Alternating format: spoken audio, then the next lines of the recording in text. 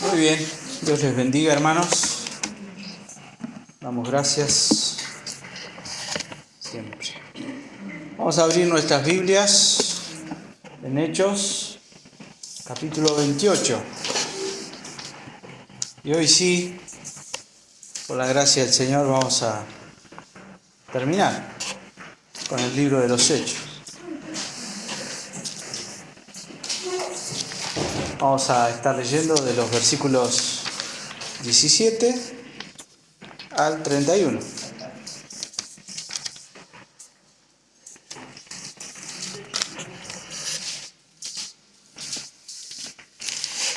El final de este precioso libro.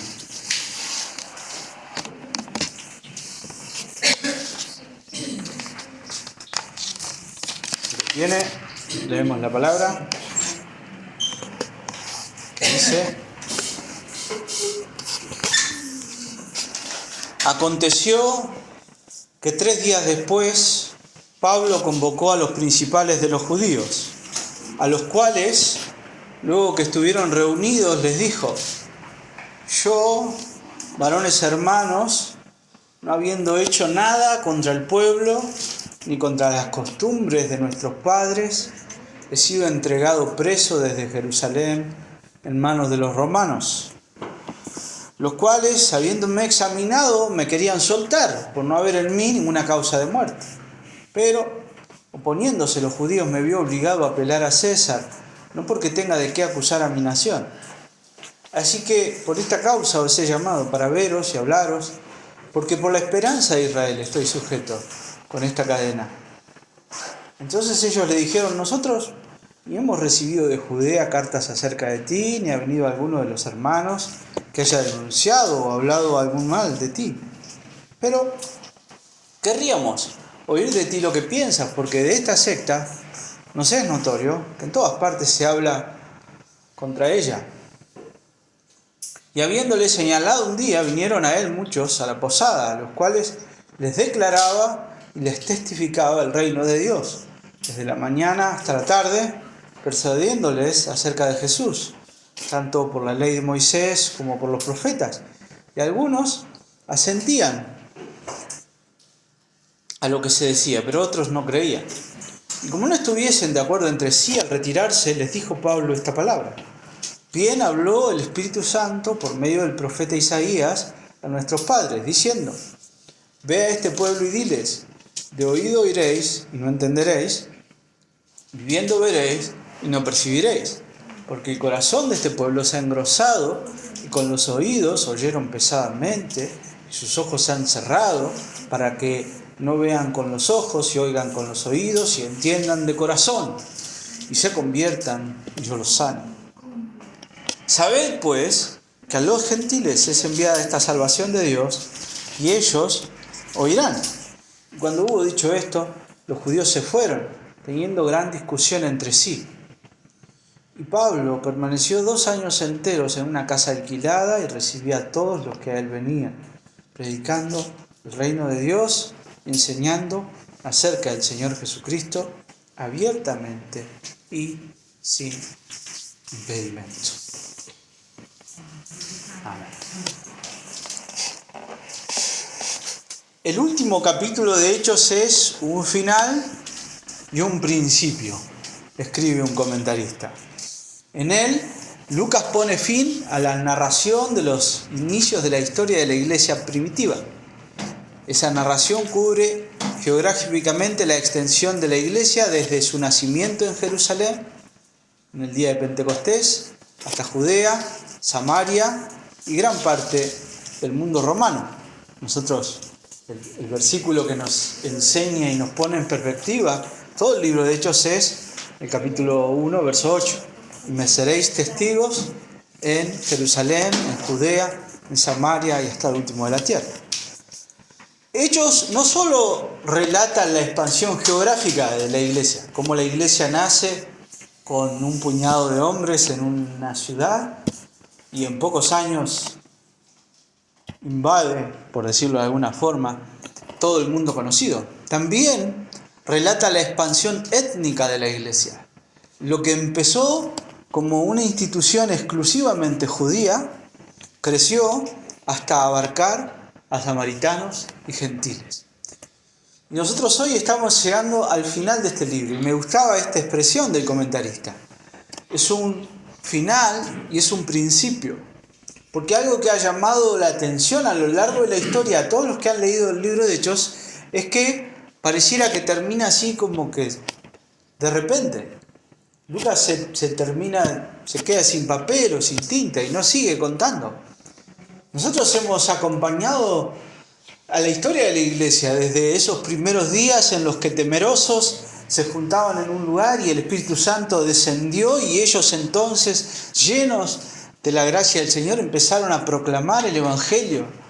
Y se levantan los judíos y los persiguen y los quieren matar, y ellos, recibiendo ahora la misma firmeza que el Señor les había dado, se animan a seguir predicando el Evangelio, incluso aunque les cueste la muerte.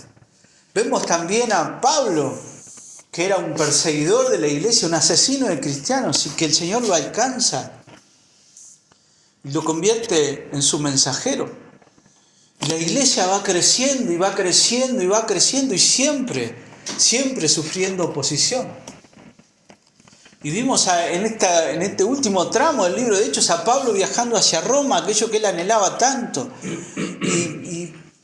Y va, y primero un barco y después otro barco, y que tormenta y que naufragio, y que casi muere varias veces y que casi lo quieren matar. Y ahora llegamos a este final y Pablo llega a Roma y Lucas nos dice, bueno, y ahí se quedó predicando. Uno se pregunta, ¿cómo que ahí se quedó predicando? ¿Y qué pasó después? ¿Fue a ver a César, sí o no? ¿Lo mataron a Pablo? ¿Sí o no? Lucas no lo cuenta. Después sí lo matan. Pero pareciera que esta es una historia así inconclusa. Varios de los sermones, el título de nuestro sermón de hoy es La misión que nosotros hemos recibido. Porque yo quiero que nos enfoquemos en eso. Pero muchos sermones sobre este mismo pasaje tienen títulos similares. Algunos se llaman La historia sin fin, La historia interminable, porque este capítulo es un cierre, pero también es un comienzo. ¿Y por qué podemos nosotros afirmar eso? Porque el libro de los Hechos habla de la iglesia y de cómo el Señor comienza en el capítulo 1 a establecer su reino, pero cuando termina el capítulo 28, esa tarea aún no está terminada. Y Pablo no muere acá, pero va a morir, y Pedro va a morir, y Jacobo ya murió, y Juan no ha muerto, pero de aquí a unos años va a morir. Y entonces se termina la iglesia, se termina el cristianismo. Y la verdad es que no, porque después de ellos vinieron otros hombres fieles, a los que ellos mismos prepararon para seguir anunciando el Evangelio. Y nosotros, si estamos predicando fielmente el Evangelio, somos continuadores de esa obra que el Señor encomendó a su iglesia. Esa es la misión que nosotros como iglesia hemos recibido. Nosotros somos los continuadores de esa misión. Recién pensaba un poco, a esta altura del año todos estamos un poco cansados y queremos el descanso, ¿no? También a mi edad yo estoy viendo que se están jubilando todas las personas que empezaron a trabajar más o menos conmigo. A mí me falta todavía un poco, bastante, pero se están jubilando. Y uno mira a la gente cómo piensa en eso. ¿Y qué piensa, no? Y algunos quieren no hacer más nada. Dejo esta mochila acá y no la agarro nunca más. Y bueno, ¿cuándo se jubila la iglesia? ¿Cuándo la iglesia dice, bueno, ya está? No hacemos más, no predicamos más, ya está. ¿Cuándo haremos eso? ¿Habrá un día en que eso suceda? Cuando el Señor venga. Mientras el Señor nos tenga aquí en esta tierra, nosotros tenemos una misión. Y yo creo que el hecho de que Hechos no sea conclusivo, no cierre la historia, significa que la historia continúa. La historia continúa, y continúa a través de nosotros, las expresiones locales de la Iglesia del Señor. Hay una organización que se encarga de plantar iglesias y preparar a pastores que plantan iglesias. Y me gusta cómo se llama esa asociación. Se llama Hechos 29, en inglés. ¿La conocen, no? Bueno, hay varias organizaciones que ayudan a que las iglesias sigan plantando iglesias. Esa es una, Hechos 29. Y eso es porque la obra del Señor continúa, la obra del Señor sigue. Dice este mismo comentarista que les leí al principio, a pesar de que Hechos termina repentinamente, no está incompleto. En principio, por esto que les decía, porque la historia sigue, pero también el libro revela el origen del poder de la iglesia. ¿Cuál es el origen del poder de la iglesia? El Espíritu Santo. El patrón de bendición para la iglesia. Como la iglesia es bendecida y crece andando en el Espíritu. El mensaje de la iglesia.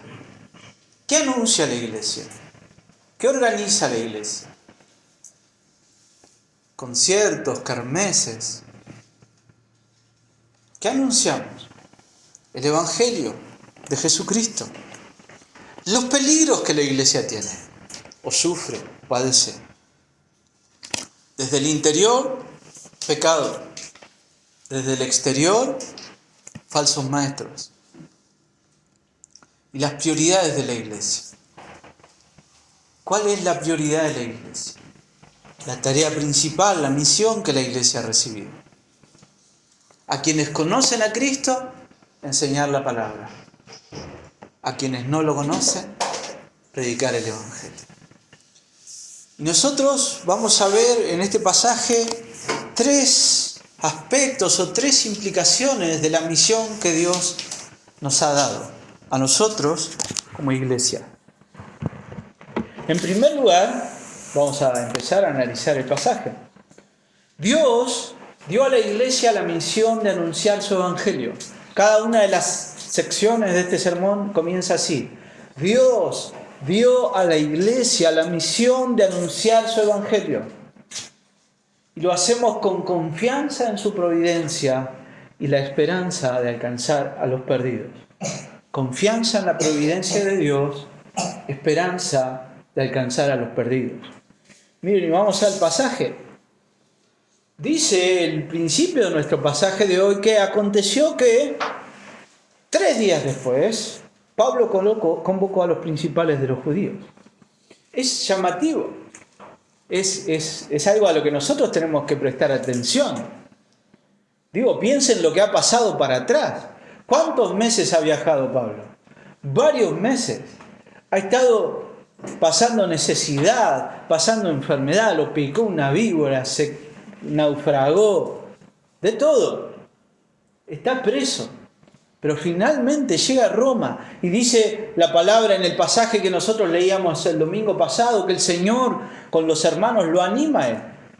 Y no busca primero a ver dónde me instalo, búscame dónde me instalo. Y alquila una casa, y ni muebles ni nada, alquila una casa. Y a los 3 días, ahí nomás, enseguida. ¿Qué quiere él hacer? Quiere convocar a los judíos de Roma, siguiendo el patrón que nosotros hemos visto en todo el libro de Hechos. A cada lugar que Pablo llega, él entiende que hay una necesidad de anunciar primero el Evangelio a los judíos, sabiendo que algunos van a creer, muy poquitos, pero la gran mayoría va a rechazar el Evangelio.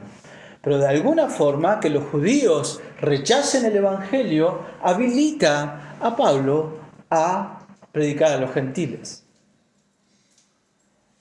Para nosotros, una vez más, siempre lo he dicho, es difícil de entenderlo, pero este era un requisito para Pablo. Pablo lo entendía al judío primeramente y también al griego.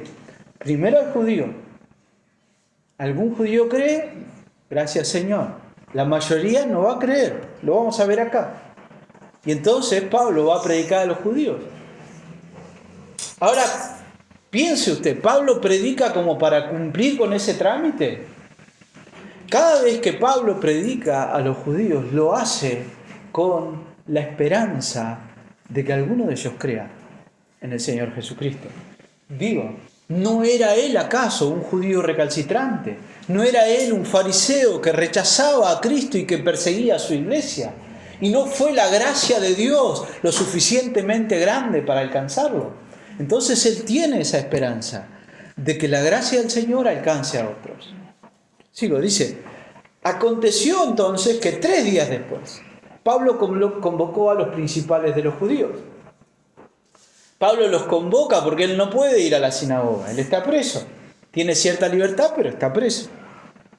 A los cuales, luego de que estuvieron reunidos, les dijo, quiero que miren y observen la actitud de Pablo, cómo Pablo se dirige a estas personas. Y acá nosotros vamos a ver cómo Pablo entiende que todo lo que ha sucedido es una obra de la providencia del Señor. El Señor dispuso todas las cosas. Y él dice, yo, varones hermanos, no tenés hermanos, no habiendo hecho nada contra el pueblo, ni contra las costumbres de nuestros padres, he sido entregado preso desde Jerusalén en manos de los romanos. Acá, fíjense, lo primero que hace Pablo es aclarar por qué está preso, por qué él llega preso. ¿Cuáles eran las acusaciones que se le habían hecho a Pablo? 3 acusaciones. La primera, rebelarse contra Roma. Bueno, a los judíos eso no les importa, eso les importa a los romanos. La segunda, enseñar en contra del judaísmo. Y él dice, no hice nada contra las costumbres de nuestros padres, ni contra el pueblo. Porque la tercera acusación que se le hace a él es la acusación de haber profanado el templo. Y ninguna de esas acusaciones son verdaderas. Por eso Pablo dice, yo no hice nada. Y sin embargo fui entregado preso desde Jerusalén en manos de los romanos. Fíjense, él dice como muy cortito, me dieron preso a los romanos sin que yo hiciera nada.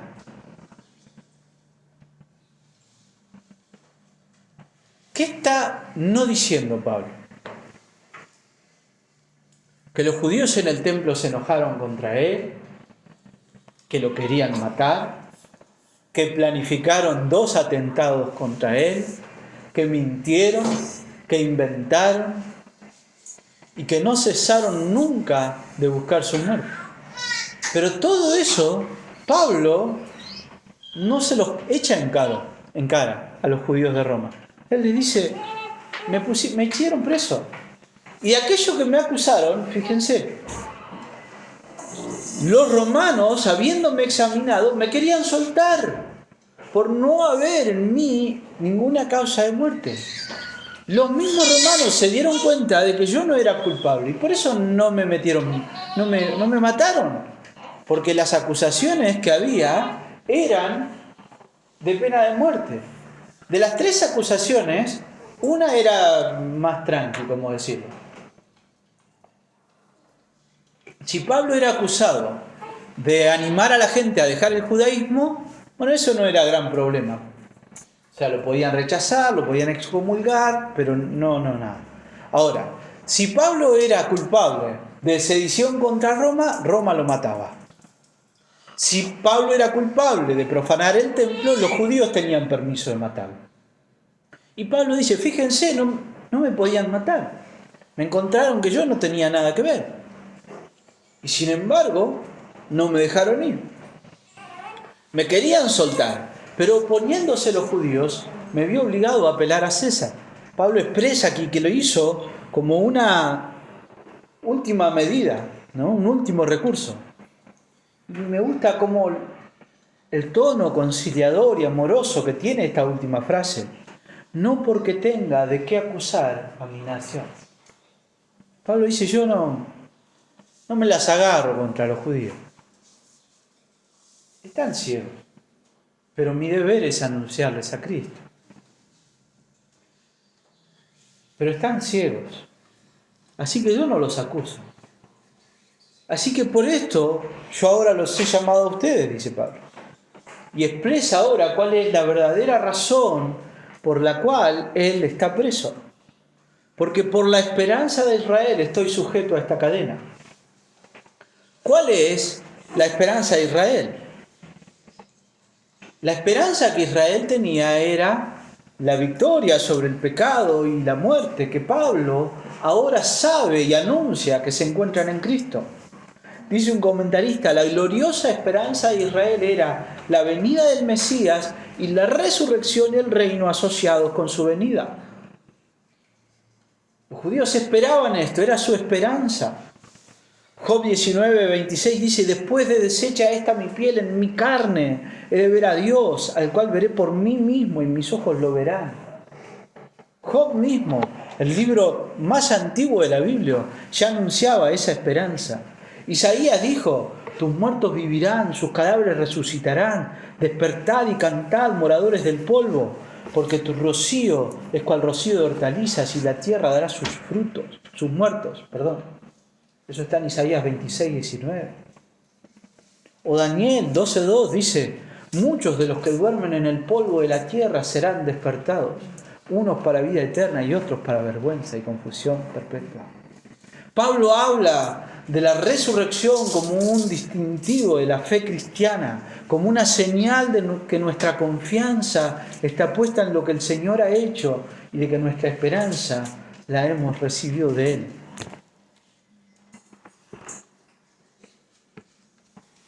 Y entonces Pablo hace dos cosas en esta primera sección. La primera es llamarlos, convocarlos. Él podría haber dicho, pero no, ya está, basta con los judíos, no les predico más. Si cada vez que les predico se me enojan, me quieren pegar, ya está. Y Pablo insiste.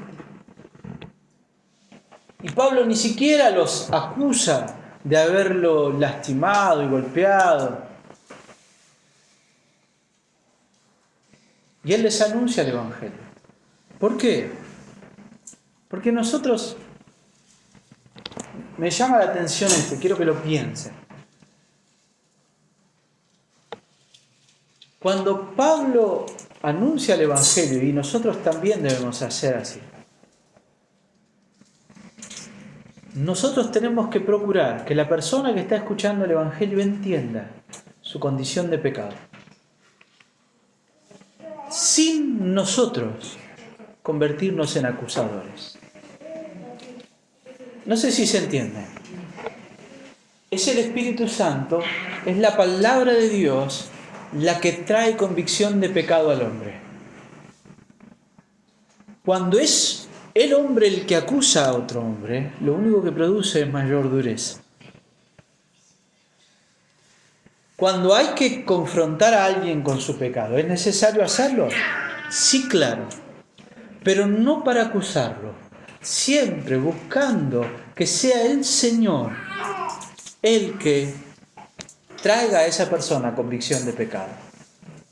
Porque si yo te convenzo, con mis palabras, te convenzo de que vos sos un pecador, vos vas a llorar un ratito y mañana se te pasa.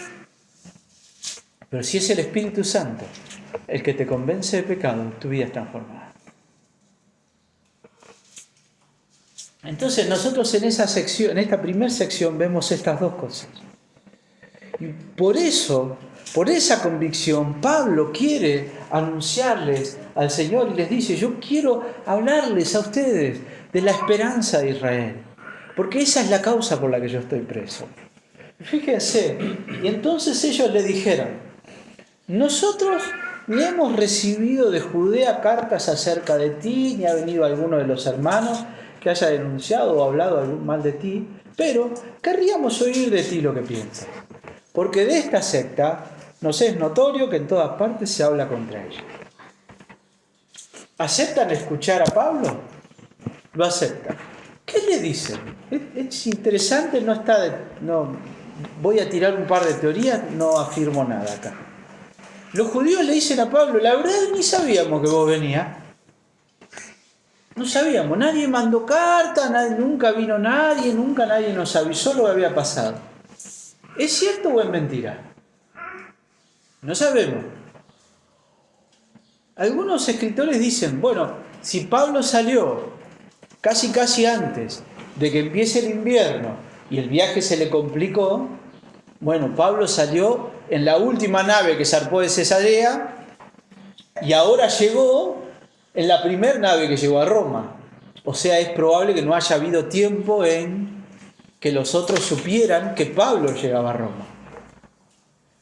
Pero recordemos, Pablo estuvo 2 años preso en Cesarea. Ningún judío vino a Roma y contó el lío que se había desarmado, que se había armado ahí en Roma.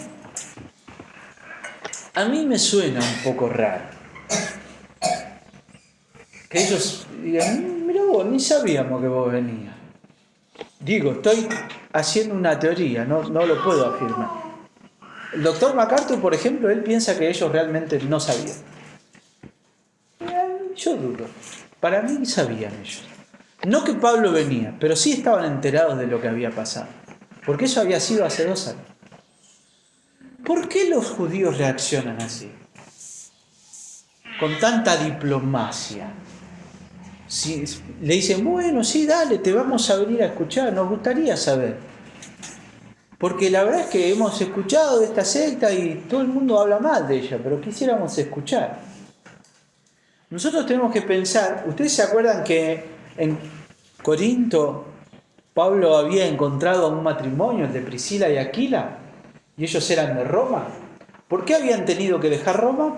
Porque los judíos y los cristianos habían empezado a discutir. Y el gobierno romano dijo, no, acá estas discusiones no, y echó a todos los judíos de Roma. Era así en Roma. Un capricho del emperador, cualquier cosa, y había que hacer. Tiempo después se les permite volver a Roma, a los judíos. Y entonces es muy probable también que los judíos estos tampoco quisieran hacer alboroto, que no hubiera lío. Así que de alguna forma se están defendiendo, están cuidándose.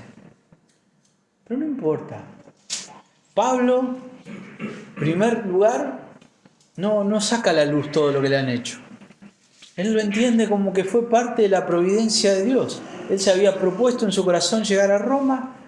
Dios dispuso que yo fuera preso, que me persiguieran y que viniera en una cadena. Está perfecto. Yo llegué a Roma.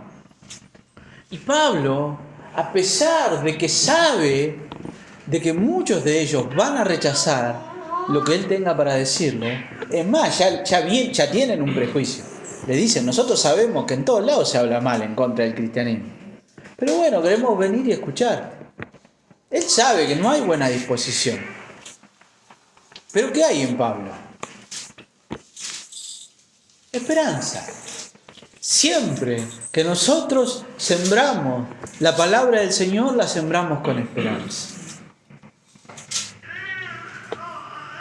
Yo sé, ¿no? Cuando voy a sembrar algo en mi casa, si la tierra está fea, yo sé que tengo poca posibilidad de que algo nazca, ¿no? Y si yo veo que la tierra, vos ponés la pala y está toda con humedad, negrita, anda lleno de lombrices, ¿vos qué pensás? Acá va a crecer. Bueno, relaciónenlo con la parábola del sembrador. ¿Qué dice la parábola del sembrador? ¿Cuál es la tierra? ¿Qué es la tierra en esa parábola? ¿Qué simboliza la tierra? El corazón de los hombres. ¿Quién ve el corazón de los hombres? ¿Cómo yo sé, cuando le predico a alguien, cómo yo sé que ese corazón es un corazón de tierra negra o de tosca? No lo sé. Yo siembro. Y siembro con esperanza. Sí, es cierto, hay indicios. Pero a veces hay personas que son muy receptivas y te escuchan y te dicen todo que sí.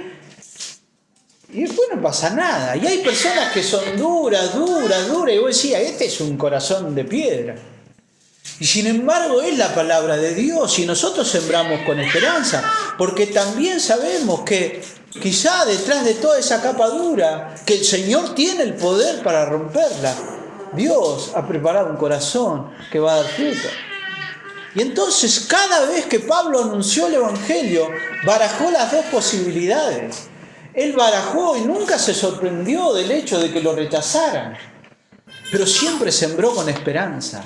La iglesia ha recibido una misión, la misión de predicar el Evangelio.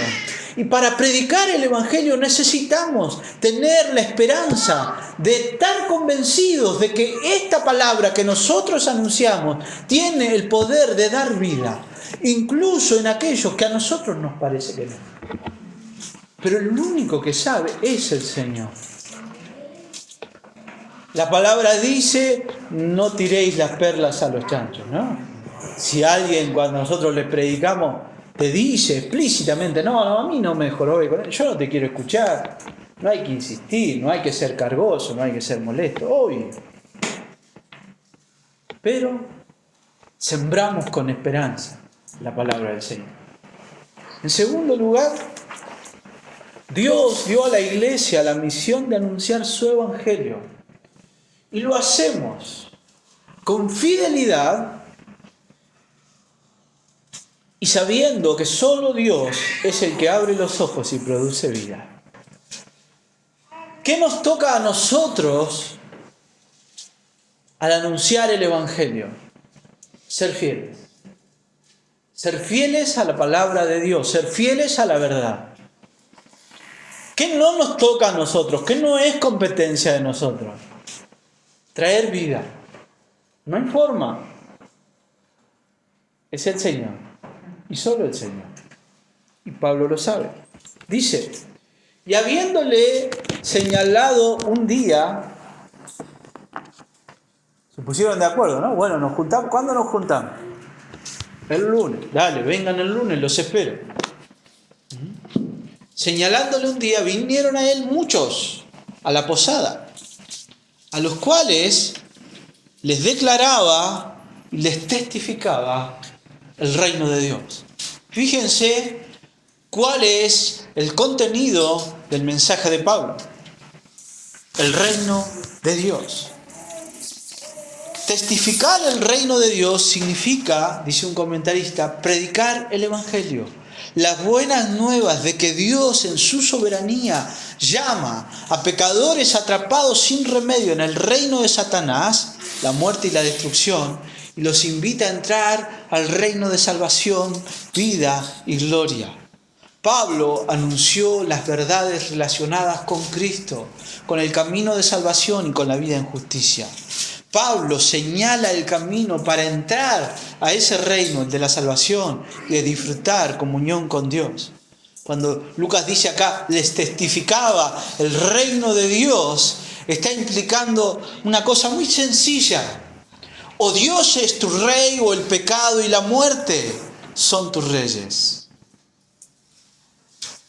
Para que vos seas un súbdito del reino de Dios, tenés que reconocer primero que el reinado de tu corazón está ocupado por el pecado. Y para venir a Dios, eso solo es posible a través de Cristo. Eso es lo que les anunció Pablo. ¿Cómo Cristo? Si nosotros ya tenemos la ley y la obedecemos. No es suficiente. No es suficiente, hay un mejor pacto, hay una mejor promesa. El Antiguo Testamento lo dice y por eso dice, sigue el pasaje. Pues testificaba el reino de Dios desde la mañana hasta la tarde, persuadiéndoles acerca de Jesús, tanto por la ley de Moisés como por los profetas. ¿Qué texto abrió Pablo? ¿La carta a los romanos? No. ¿Efesios? Tampoco.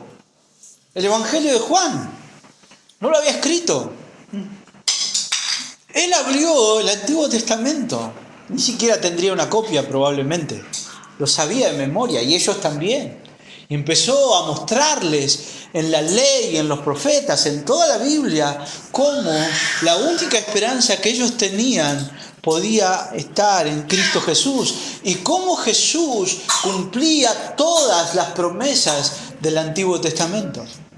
Como toda la esperanza que Dios le había dado a Israel se cumplía en Cristo. ¿Y qué veo yo acá? A Pablo predicando el Evangelio con fidelidad. Él sabe que el Evangelio, que él predicando el Evangelio, hoy, aquí, va a tener el mismo efecto que tuvo en un montón de otros lados. Le va a traer problemas. ¿Dónde la predicación del Evangelio le trajo a Pablo pocos problemas? Y la gente lo recibió bien y se entusiasmó cuando lo escuchó. Y dice que cuando lo escuchaban anunciar la palabra, después iban a la casa y revisaban a ver si lo que Pablo había dicho era cierto. En Berea, el único lugar. El único lugar. En todos los demás lados, Pablo, donde predicó, experimentó el rechazo. No sé, no voy a hablar de números. 100 personas, 3 se convirtieron y 97 se enojaron. Esos tres.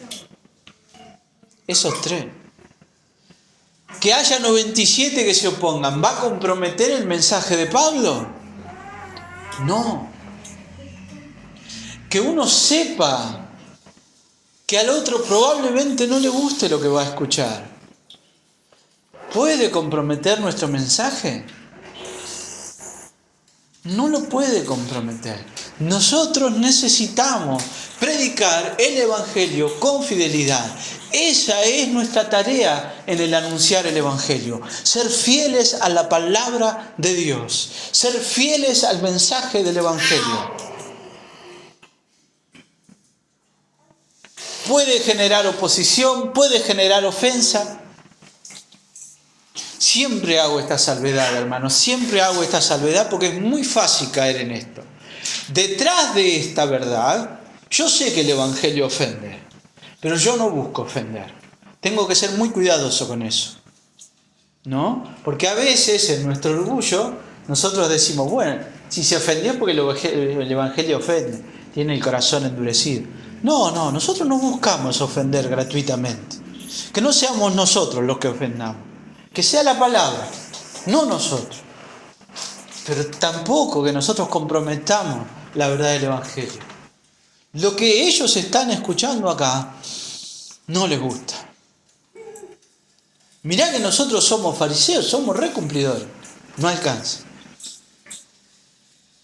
¿Y qué tenemos que hacer? Arrepentirse y creer en Cristo. ¿En Cristo? Sí. Y si no se arrepienten, no tienen esperanza. Es ofensivo ese mensaje. O estás en Cristo o estás muerto. Es lo que la palabra de Dios dice. Y Pablo predica y nos enseña a nosotros a predicar con fidelidad. Y sabiendo que al final el único que puede abrir los ojos y producir vida es el Señor. Dice, algunos asentían a lo que se decía, pero otros no creían. Me detuve un momento en ese verbo asentir ahí. Yo leo así medio todo el pasaje y pienso, algunos medio que se entusiasmaron, pero después como que la mayoría rechazó y no aceptó. Bueno, la palabra asentir acá, peitó, significa convencer, ganarse, obedecer, estar seguro. El uso de este verbo a mí me da el indicio de que es probable que algunos, muy pocos, pero algunos hayan creído. Algunos hayan creído.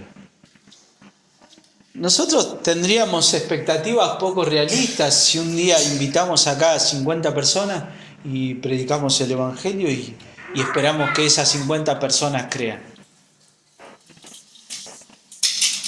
¿Puede pasar? Sí. Pero nuestras expectativas no serían realistas. Y dice ahí, como no estuviesen de acuerdo entre sí, ese no estuviesen de acuerdo significa que se armó una discusión ahí entre los judíos. Después de que Pablo les anuncia el Evangelio, y los verbos que se usan acá habla de un buen rato, y no de Pablo parado en un púlpito y que todo el mundo escuchara, no, de discusión, al estilo de las sinagogas judías, aunque no era una sinagoga. En ese estilo se discutió Y Pablo mencionaría un pasaje y habría otro que saltaba con otro. Y algunos decían, es cierto, pero otros no. Y los que decían que no, gritaban más fuerte. Y entonces, como no se ponían de acuerdo, se fueron. Pero Pablo, al retirarse, les dice, bien habló el Espíritu Santo por medio del profeta Isaías a nuestros padres, diciendo, ve a este pueblo y diles, de oído iréis y no entenderéis, y viendo veréis y no percibiréis, porque el corazón de este pueblo se ha engrosado, y con los oídos oyeron pesadamente, y sus ojos han cerrado, para que no vean con los ojos, y oigan con los oídos, y entiendan de corazón, y se conviertan, y yo los sano. Ese pasaje es Isaías capítulo 6, verso 9. Anda y di a este pueblo, oíd bien y no entendáis, ved, por cierto, mas no comprendáis. Engruesa el corazón de este pueblo y agrava sus oídos y ciega sus ojos, para que no vea con sus ojos, ni oiga con sus oídos, ni su corazón entienda, ni se convierta, y haya para él sanidad. El mensaje del Evangelio muchas veces produce vida, pero a veces produce dureza. Quiero hacer una salvedad acá. Este pasaje se aplica de una manera explícita a los judíos.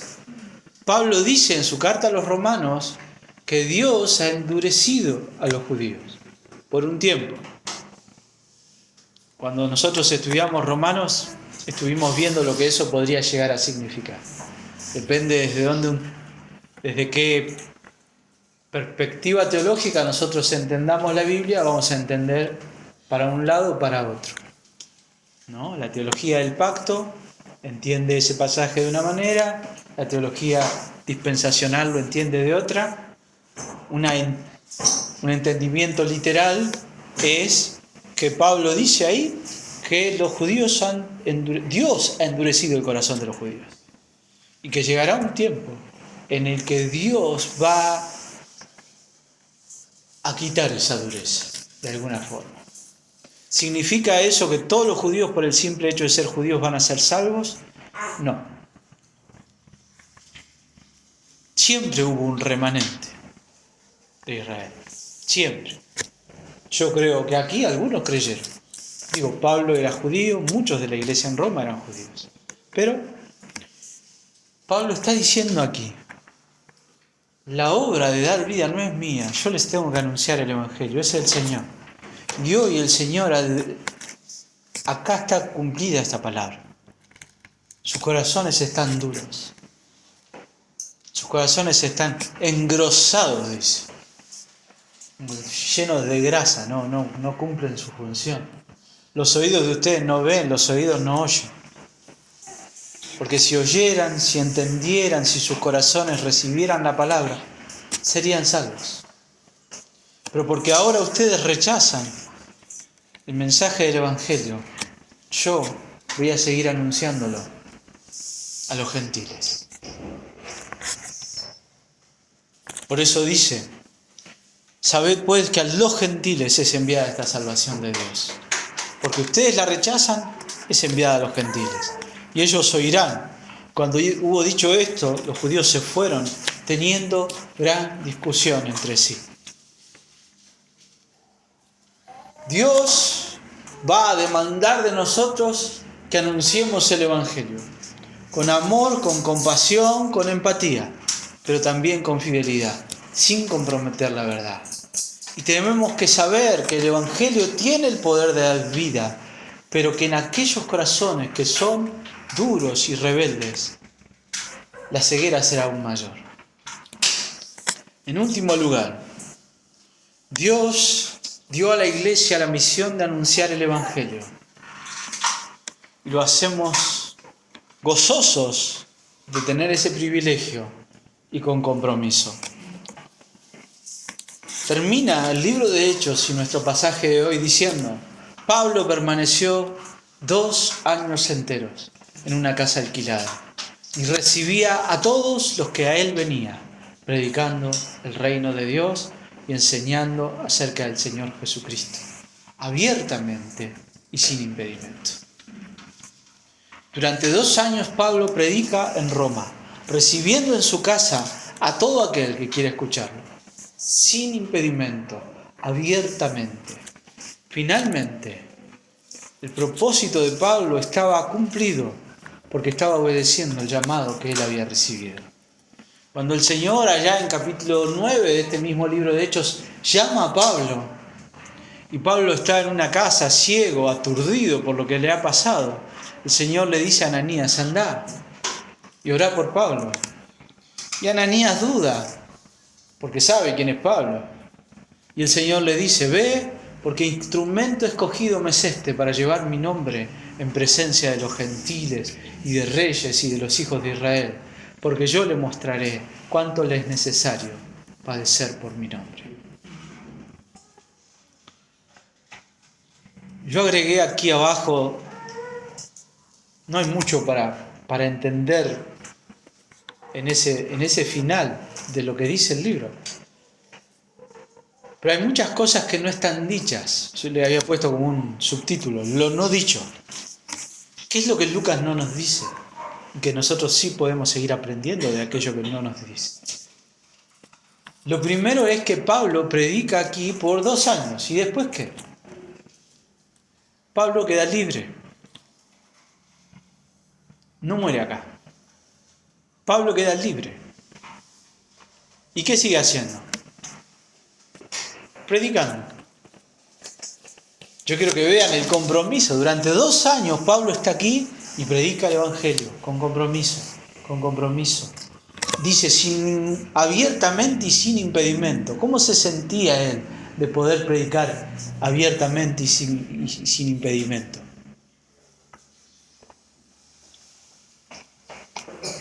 Feliz, porque es un privilegio que nosotros podamos compartir y tenemos que vivirlo como un privilegio. Poder compartir el Evangelio de Cristo es el privilegio que la Iglesia recibió. Ser copartícipes de la obra redentora de Dios. Nosotros anunciamos la palabra de Dios y somos testigos de Dios trayendo vida a la vida de las gentes. Y eso es un privilegio. Y por eso también nosotros predicamos con compromiso. Miren, es muy probable, muy probable, que Pablo, una vez libre, haya podido cumplir su segundo propósito. ¿Se acuerdan? ¿Por qué quería él ir a Roma?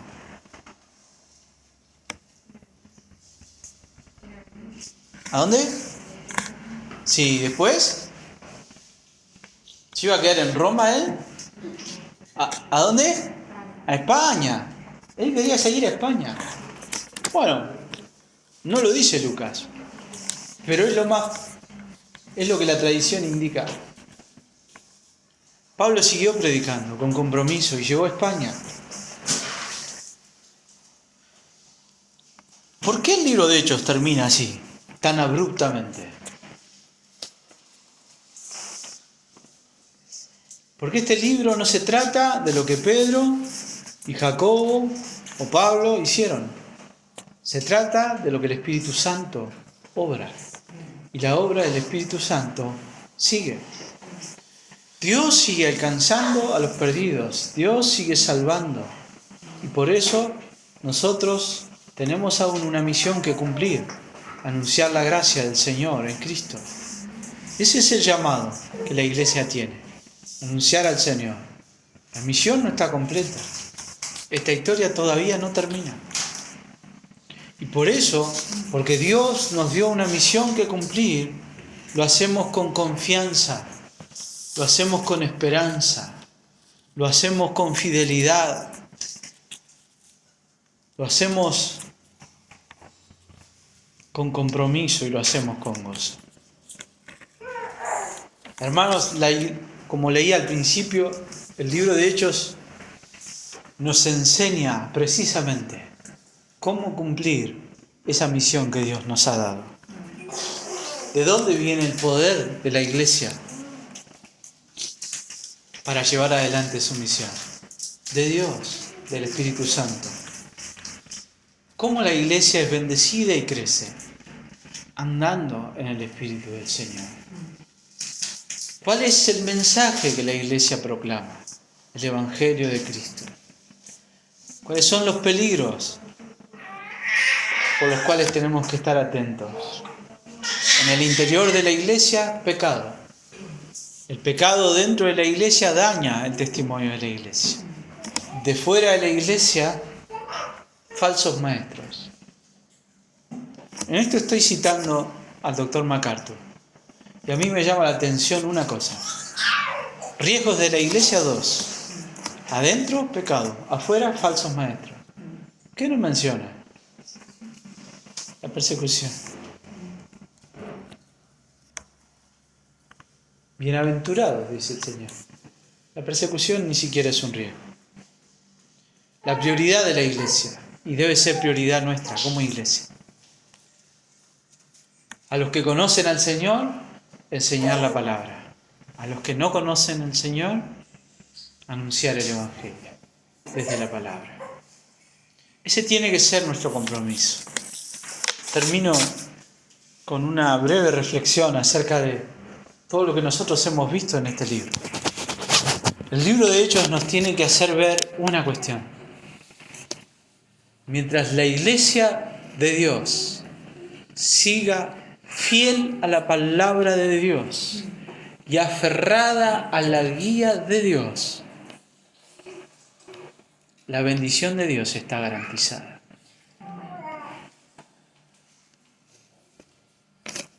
Mientras la iglesia siga fiel al mensaje que debe predicar, siga dependiendo de Dios,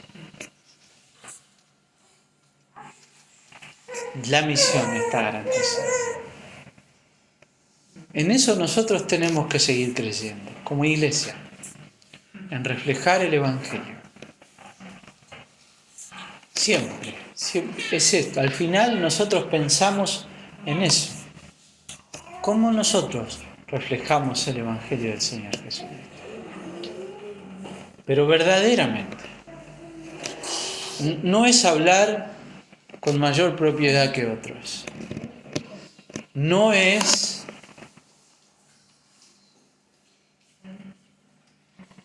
una apariencia más seria. Es el Evangelio. Es vivir el Evangelio. Vivir el Evangelio es experimentar la gracia de Dios en nosotros todos los días y extenderla a otros todos los días. Amén. Oremos.